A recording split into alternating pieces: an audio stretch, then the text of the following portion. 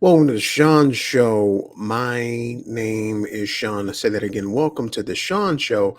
My name is Shaun. Remember, like, share, subscribe. There's a lot here for the channel and for me and for you.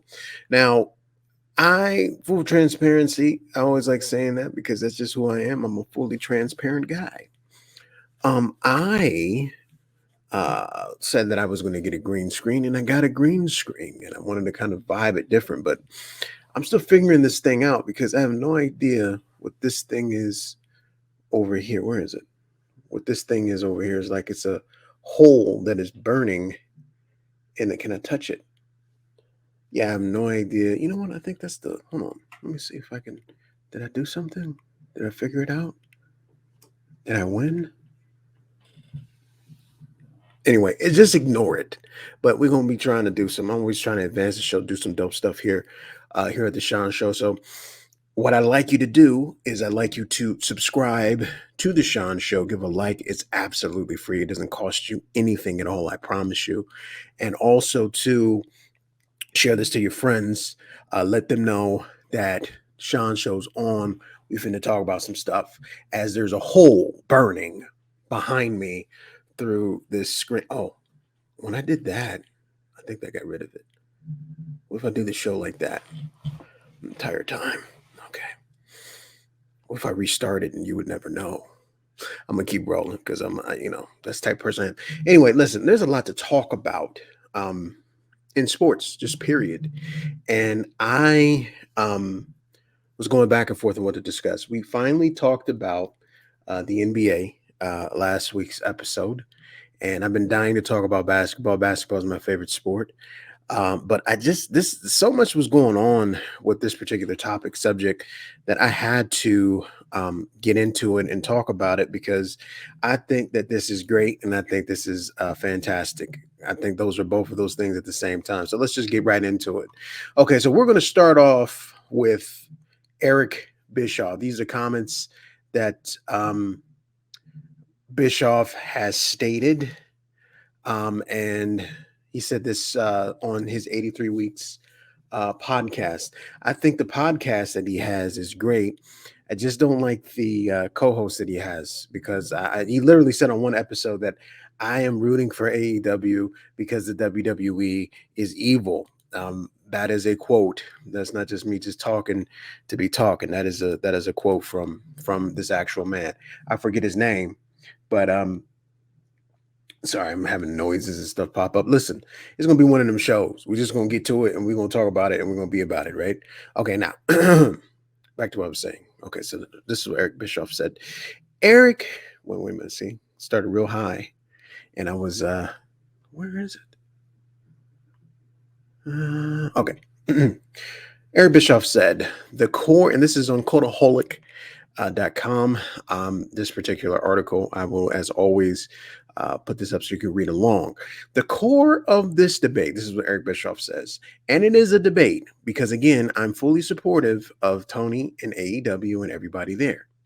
The core of this, though, is not that Tony spoke out, not that Tony's proud of his company, not that Tony even speaks out rather aggressively about his product. He should do that. I would be disappointed if he didn't do that. But it's the manipulation of data to create the impression that there is this head-to-head competition. This all started way before, and I never commented on this stuff before because I don't have a dog in the hunt and it's fun to watch.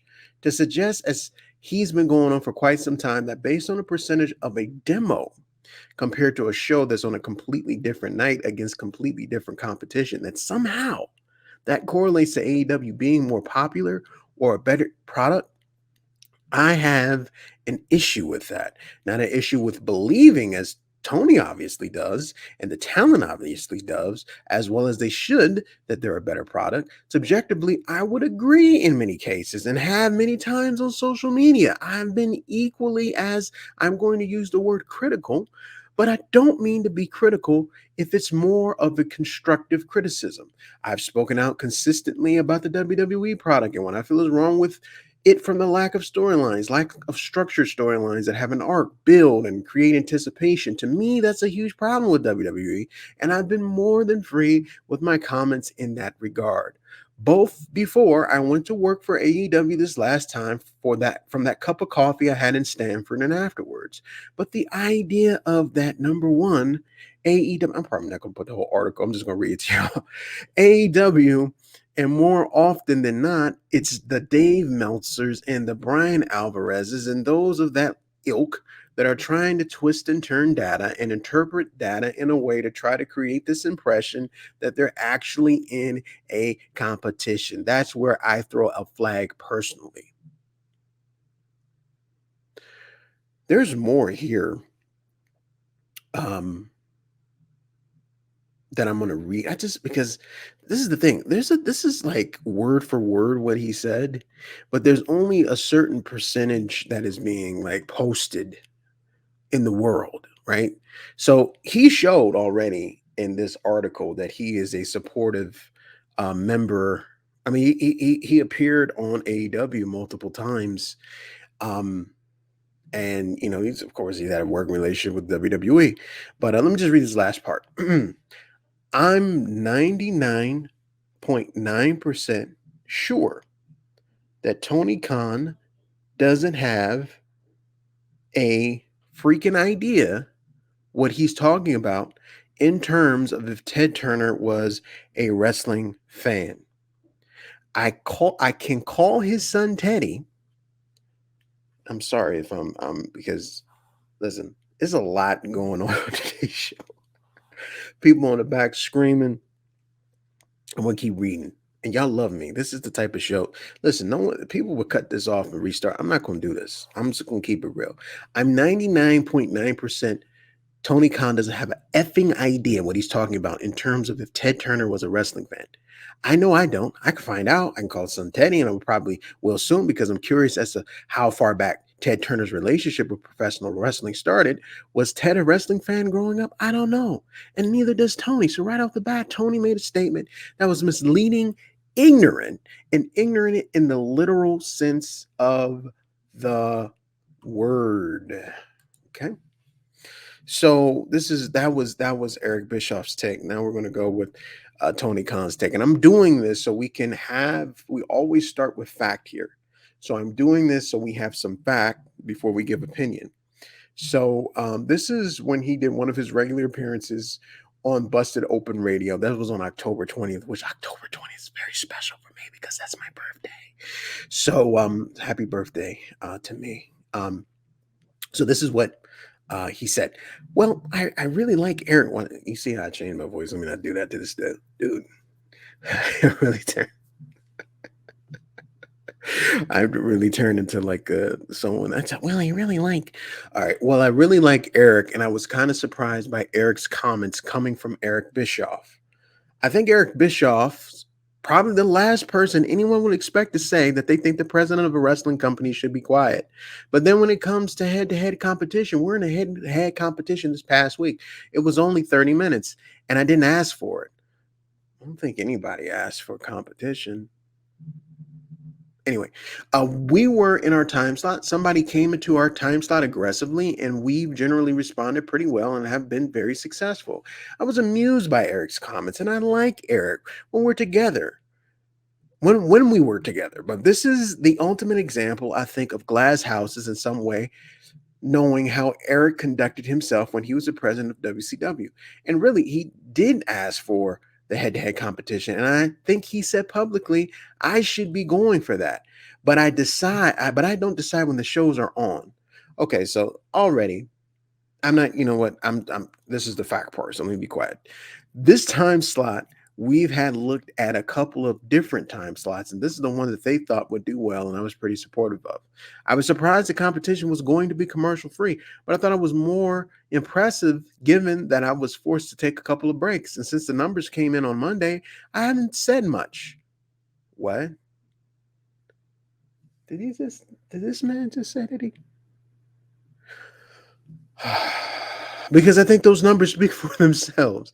I'm just really proud that we won. They won, guys, that head to head. We didn't make the choice to go head to head for 30 minutes against competition, especially when they decided to do 30 minutes commercial free and they lost. So, for Eric Bischoff, of all people, the guy who got lowered down on a motorcycle from the ceiling, the guy who challenged Vince McMahon to fight him, to say that somebody should be quiet is laughable.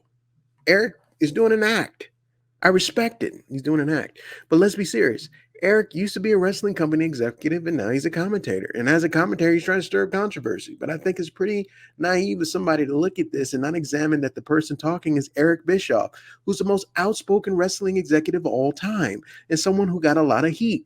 But someone also who, look, we're going to be honest, like the things we're trying to do in terms of balancing these great stars. We have people like CM Punk, Chris Jericho, and Bryan Danielson, and also have a whole crew of people that are the young stars. And a lot of them are becoming young established stars on TV too. And whether it's MJF, Britt Baker, and so many more, Darby Allin in particular, just stars that I'm committed to keeping in AEW and not losing and building around. You know, when Eric says focus on wrestling, I am focused on wrestling and pushing these people and not running them out of the company like Chris Jericho couldn't get out of WCW fast enough. All right, that's enough. Because the show, I mean, like, we can go back and forth all day, literally, on what he said, she said, your thoughts, my thoughts, all of that. We've been talking a minute. I don't see where there used to be a timer. Oh, there it is. We've been talking a good 10 minutes about what these guys have been saying. So now we're going to talk about what I feel about this particular situation. Now, look, whenever I talk about AEW, I'm already expecting to get ratio. I'm already expecting the crazy comments. I'm already expecting that. If it's not anything positive, there's going to be nothing but negative. Well, not nothing but negative. There's going to be a majority of people saying that you suck, thumbs down, you shouldn't be doing this, blah blah blah blah blah. That's what's always happens when you give an opinion. But the thing with Eric Bischoff is that he has done something that Tony Khan is hoping in his best dream can do, which is go head to head against Vince McMahon and beat him, not for 30 minutes, not for 30 minutes, not for, and then let's compare these 30 minutes, okay?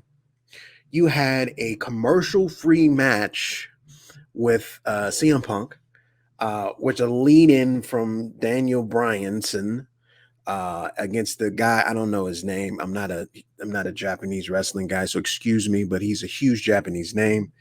That was the lead in to that.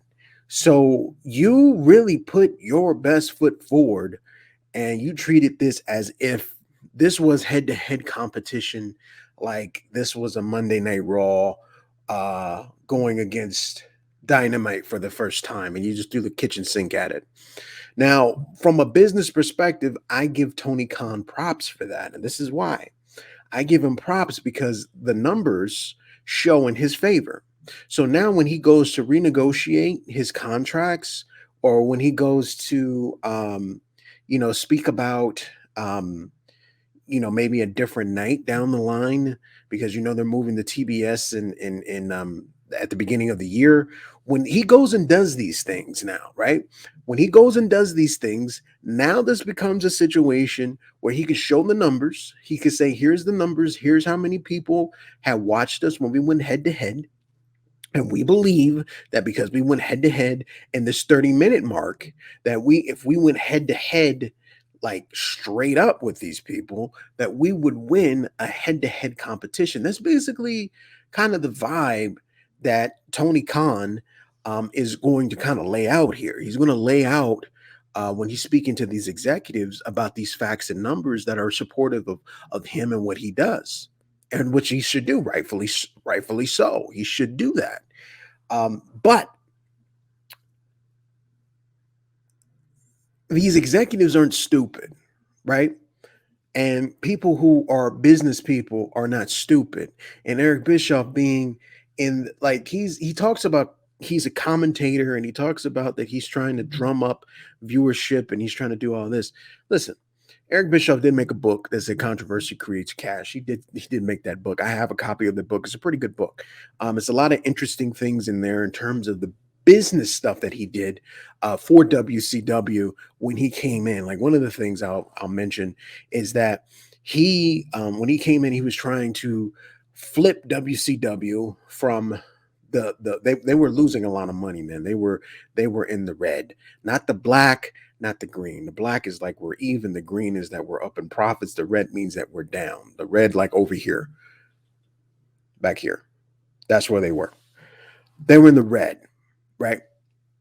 Being in the red, this created a problem for Eric because now he had to figure out how am I going to turn this company from the red to the black to the green. How do I do that? So, the best way that you can do that when you're coming into a company is you have to consolidate things. You have to figure out where your biggest losses are, right? And once you figure out where your biggest losses are, consolidate those losses, minimize those losses. And that little bit of money can go back to the company. And if you have a little here, a little there, a little here, a little there, and all over the place, then ultimately that's going to build up. My hands look funny on here. That's going to build up to the point where now this is going to start heading towards a positive trend, heading towards the black and towards the green. So he nickel and dimed everything down to the erasers, down to the pens, down to the pieces of paper. He did that, and he says that in his book. It's a good read. So Eric understands what it means to go into these meetings and deal with millions of dollars, and basically turn a company around that was failing seriously into a company that is going to have a lot of success. I mean, let's just be honest. Eric Bischoff got the job because really, I don't think anybody else wanted it. Um, he just went for it. He had the educational background. He had the history with the company, but was he the best choice at the time on paper? Absolutely not. If someone else could have came in with a better look on paper and probably would have got the job, but it wasn't a very attractive job in a pro wrestling centric business. So Eric decided to apply for the job and got the job. Congratulations to him. And he turned it around without really having the experience of being the number one guy like that, especially on a national stage. So Eric has the capability to now talk from a position of power. Businesses succeed, businesses fail. That is business. There's businesses that I have that have succeeded. There's businesses that I have that have failed in the past. I'm changing my chair because the hole is back. I'm changing. I have had the utmost success and the just utter disappointment of losing money and losing time. Time is the most precious commodity over any dollar, any possible dollar that you can have is time. So what happened with that situation with Eric when he speaks about these things, he's speaking from a position of experience. Experience is the best teacher, and that's where he's speaking from, his experience. So when he's talking about what happened in WCW and what you should be doing, Tony Khan, he's not speaking it from a standpoint of trying to get numbers because his show gets numbers. His show gets numbers. He's speaking about it from a standpoint of this is what you should or shouldn't do. Now, the whole thing with Tony Khan, and I don't have the numbers in front of me, but this past Wednesday, uh, Dynamite was back on his original time slot, and it did not break a million. And it's very concerning to me because I'm gonna take a sip of my drink. Thank you for allowing me to do that. It's very concerning to me because um, you are losing fans on a weekly basis, and we can argue the playoffs, baseball playoffs, MLB playoffs, World Series. Now we can argue that, but the reality is that not everyone likes baseball. I'm not a baseball fan. I don't think that all of your demographic with the world of DVR just decided not to tape your show and watch it. With DVRs, and this is the thing that's very interesting. DVRs have it where it doesn't count as a view until someone presses play on that particular. So if you have something saved that you never watched, yeah, there's a data for the recording, right? But there's also a data for play. And once it plays, that data goes into the watch column, right? So if he thinks that or is going to spin, which a lot of these guys are, that is just the MLB playoffs slash World Series, why are people taping the show and watching it at a later date, a later time? Why is that not happening? See, that's the thing that you have to ask yourself. Does it make any sense? And it doesn't make any sense to me because if I missed it, then I'm going to watch it as soon as the game is over with, while I'm getting ready to go to bed, or the next day when there's nothing on television. There's no wrestling on Thursday. I think Impact comes on Thursday, right? So, Impact. If you love Impact, great. If you are a follower of Impact, great. But the majority of the people, based off of the numbers, don't watch Impact. So you can watch Impact. I'm sorry, AEW on Thursday and still be cool. Still be cool.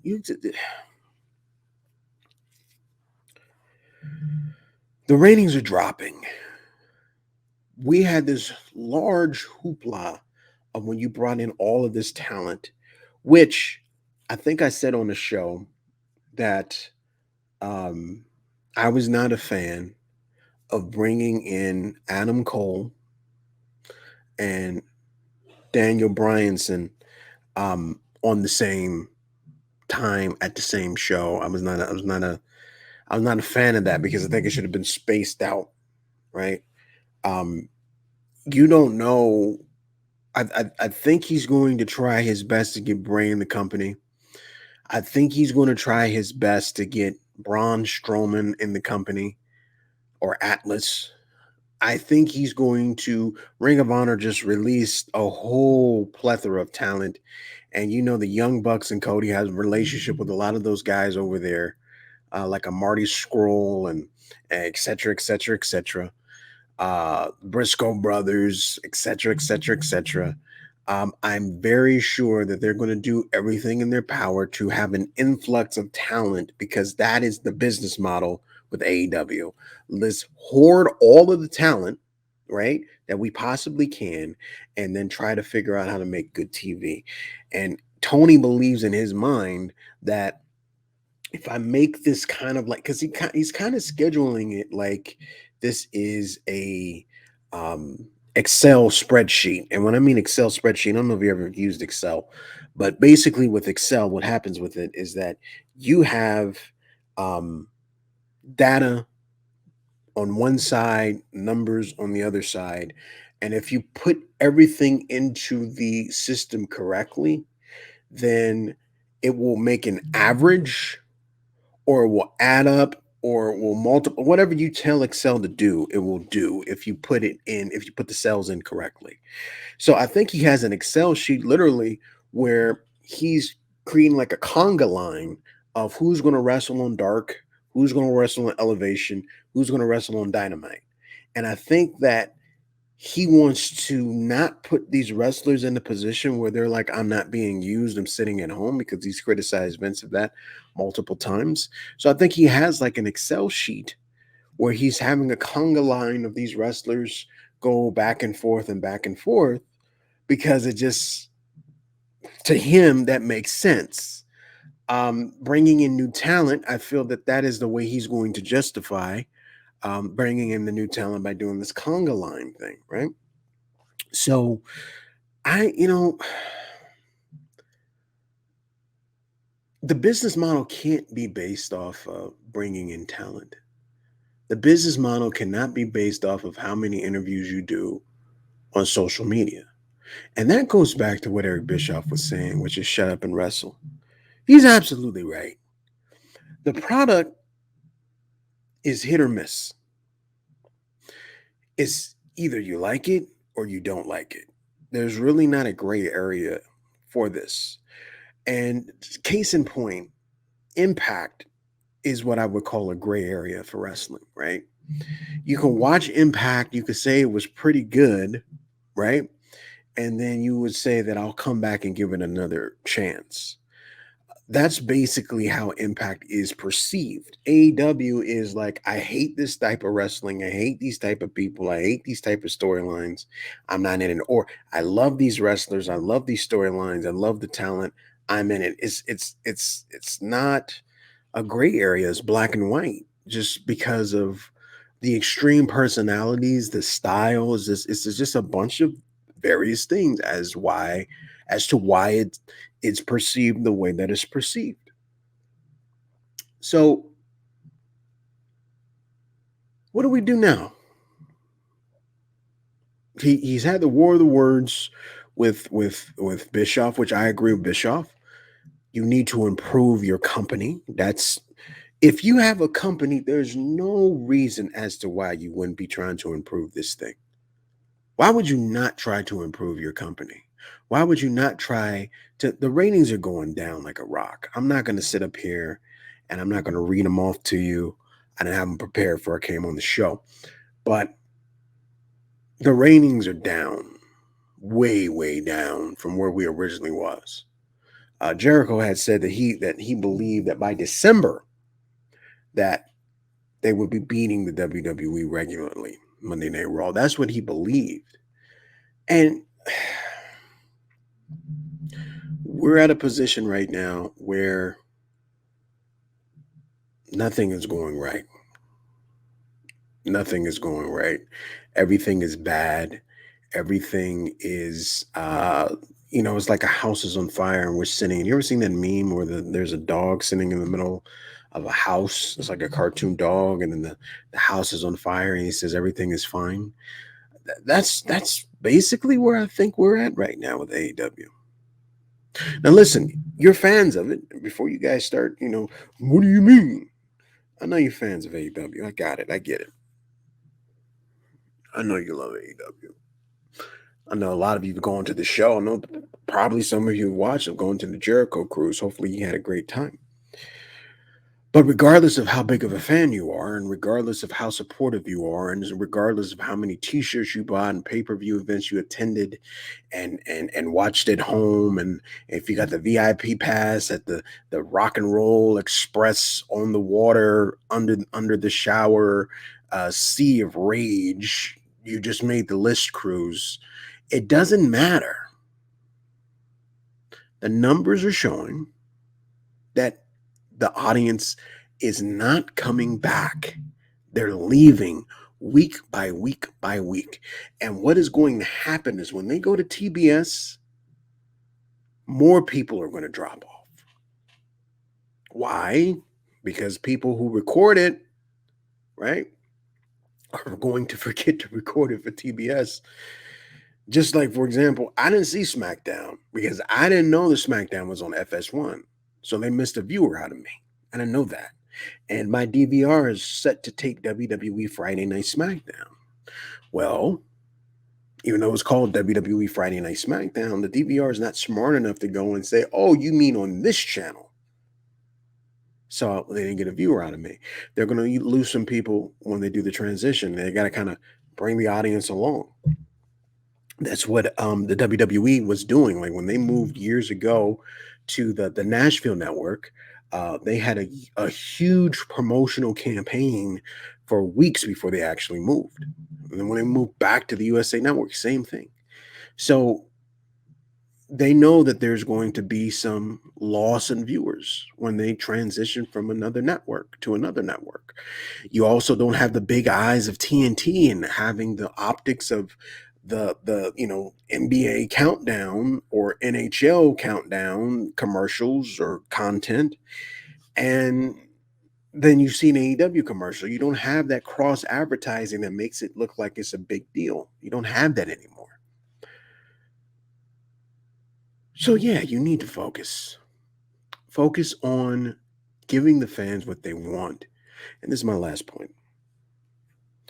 It seems to me that Tony Khan is really saving up these matches for a rainy day. There's a lot of dream matches that people want to see. And for whatever reason, he's not giving it to people. He's not even putting it on the pay-per-view. We went from Kenny Omega and Daniel Bryanson in a time limit draw to now Kenny Omega versus Hangman Page at the upcoming pay-per-view. What are you saving the rematch for? Don't you think that if it's on paid TV, that is the time to actually pull the trigger? Don't you think that? The booking mentality that he has is not working the way that it should be. And because it's not working, regardless of how powerful or strong you feel, no matter how CM Punk says, let me tell my story and I'm going to slowly do this and I'm going to work with these young guys, it is not working. We are a business. We need to fix this thing. Straight up and down. That's been today's episode of the Shaun Show. I hope you liked it. We had a lot of noises in the back. The computer's making noise. The hole is back here again. Uh, People in the mansion in the Shaun Show mansion. I'm in the studio section, and the other people in the other section. These walls as thin as a mug. You probably heard some. I mean, it's crazy, but I appreciate you listening. And we'll get this together so visually this looks the dope way that I want it to look. So please, if you made it this far, please like, share, and subscribe. And I'll see you here next time on the Shaun Show. Peace.